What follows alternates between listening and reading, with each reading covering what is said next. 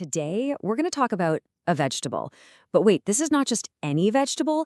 It's a brinjal, you might know it as an eggplant, with an incredible 400-year-old story that's all about divinity, flavor, and a real fight for survival. This is the story of the Udupi Mattu Gulla. I mean, it sounds like something out of a fairy tale, right? But for this very specific round, green brinjal from a tiny village in Udupi, India, its origin story isn't just some secret, it's actually sacred. So let's get into this amazing legend. All right, so our story kicks off in Udupi, a place that's just brimming with spiritual history. And right at the heart of it all is a famous temple, a revered saint, and a pretty urgent divine instruction.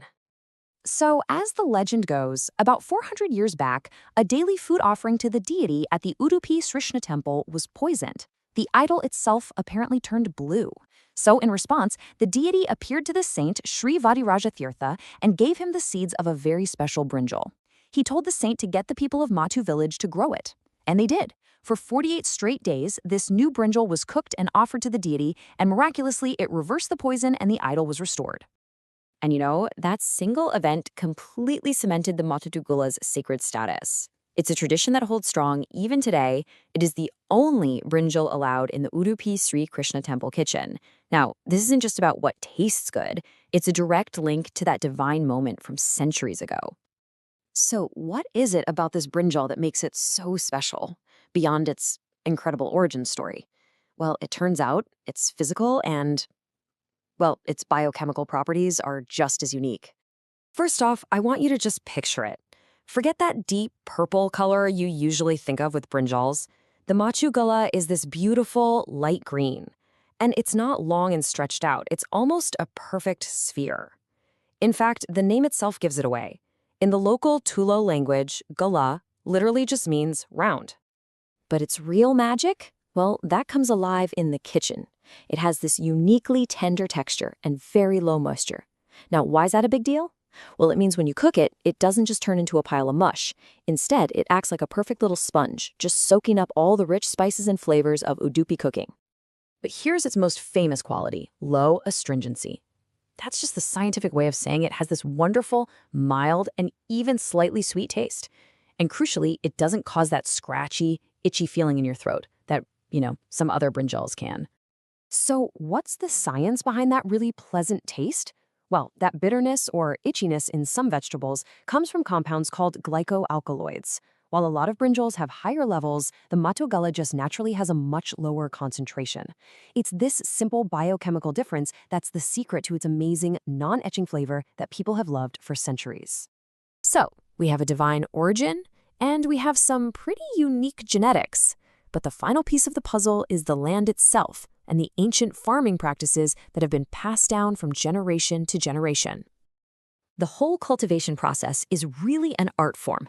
The Mattu Gulla is grown in this very specific spot, the black sandy soil of Mattu village, which is this narrow little strip of land tucked between two rivers and the Arabian Sea. The seeds get planted right after the big monsoon rains, but the real secret ingredient is the fertilizer. For centuries, farmers have used fish meal manure to enrich the soil, and that's what gives the brinjal its one-of-a-kind taste. Then, finally, the fruits are harvested when they're perfectly firm and glossy. And where does it all end up? Well, it's the absolute star of Udupi cuisine. It's essential for dishes like gula bolu kodo, which is a type of sambar, gula bhaji, a wonderful mash dish, and gula palya, a simple but really delicious dry curry. And just look at that. Here is the final result, a classic gula palya. You can see how the pieces are still holding their shape, but you can just tell they're perfectly tender. This is where that low moisture content really shines, letting the brinjal soak up all that amazing flavor without falling apart. It's really the perfect end to its journey, from a sacred seed to a delicious meal. But the story doesn't end there. Like any ancient hero, the Mattu Gulla is now facing some powerful modern-day enemies that threaten its very existence. The first major threat is a pest, the eggplant fruit and shoot borer, or EFSB for short. And the damage it causes is just staggering. This one pest can wipe out up to 86% of the traditional Mattu Gulla crop in a year. Just to compare, a genetically modified beet brinjal, which is designed to resist this exact pest, only sees about a 10% infestation rate. So you can imagine the immense economic pressure this puts on the local farmers. And that pressure, it has a direct impact. Back in 2015, the area used to grow Mattu Gulla had shrunk to just 67 hectares. That is a huge decline from what it used to be, as farmers find it harder and harder to make a living growing this vulnerable heritage crop. But this is a story of survival. Faced with these threats, the community, with a little help from the government, fought back to protect their sacred vegetable, and they used a really powerful modern tool to do it.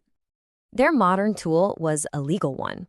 In 2011, the Udupi Mattu Gulla was awarded the Geographical Indication, or GI tag. This certificate is so much more than a piece of paper. It's basically a legal shield. It's a formal recognition that this brinjal is totally unique and belongs exclusively to this land and its traditions. So what does the GI tag actually do? Well, it protects 3 really important things. First, the name. Nobody outside the specific region can legally sell their brinjal and call it Udupi Mattu Gulla. Second, the origin. It certifies that the real deal comes only from that specific area around Mattu village. And third, the quality. It officially recognizes that its unique taste is a direct result of its specific land, climate, and those traditional farming methods. Basically, it protects the brinjal's entire story. You know, the journey of the Mattu Gulla from a divine seed to a GI-protected icon, it really reminds us that our food is so much more than just what's on our plate. It's history, it's culture, it's science, all wrapped up into one. It really leaves you wondering, doesn't it? How many other amazing stories like this are hidden in the food we eat every day, just waiting for someone to ask?